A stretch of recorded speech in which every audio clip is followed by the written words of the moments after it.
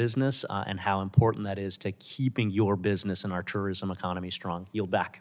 Thank you. Gentleman yields back. Now will recognize Ms. Houchin for her 5 minutes of questioning.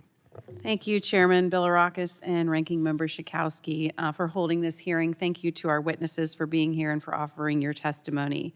I am happy to be here, Mr. Chairman, although I must admit I was a bit disappointed when I learned that this hearing wasn't about time travel tourism and that commas matter. I guess we'll have to wait until technology catches up to our imaginations. But in the meantime, we are focused today on something that is very real for my constituents. Ending the twice-yearly ritual of changing clocks and making better use of the daylight we have. I come from an area of Indiana where we used to refer to fast time and slow time, and I'm a proud co-sponsor of H.R. 139, the Sunshine Protection Act of 2025. The bill is simple and true to its name. It would make daylight savings time the new standard time nationwide, putting that extra hour of light where families can actually use it in the evening. We know that there are health implications and commerce implications as well as safety implications with the constant changing of our clocks. It's not an abstract issue for my constituents.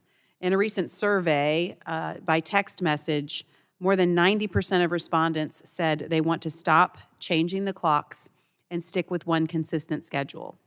They're tired of dark, late afternoons in the winter, tired of disrupted sleep schedules for their kids, tired of the productivity hit and the confusion that comes with springing forward and falling back. In fact, we used to tell my kids when it was dark, it was still light outside and it was bedtime, that outside was closed so we could get them to go to bed. So with that in mind, I do want to turn to our witnesses. Mr. Karen, I'm interested in learning more about your perspective on the effects of the time changes themselves. I've mentioned some of those. What are some of the real-world downsides of our current spring forward and fallback system? So I only know the cursory research of the downside of the actual changing. We've heard it. It's economic. It's crime. Judges give harsher punishments the morning after clocks change than they do every other time of the year. Oh, my husband cranky. is a judge, so I wonder if that probably is. I'll have to ask. Well, what we're learning is people are cranky and they're not sharp the day after the clocks change. And so that's I don't study that, but I certainly have perspective on which to choose. So we are in favor of locking the clock and choosing a side. And in our case, you said it perfectly, to make better use of the sun. Yeah. And Americans, they would rather recreate in the afternoons and the evenings than at 4, 5, 6 o'clock in the morning. I certainly am in that camp. But I also think that from a safety perspective, this is an issue. And it is relevant to the commerce question that we have and how we're operating over time and exactly health concerns for longevity if we're constantly switching our sleep schedules. Those are all factors that are important to consider. If, Mr. Karen, if Congress were to adopt permanent daylight savings time, what benefits would you expect to see in communities where your members operate?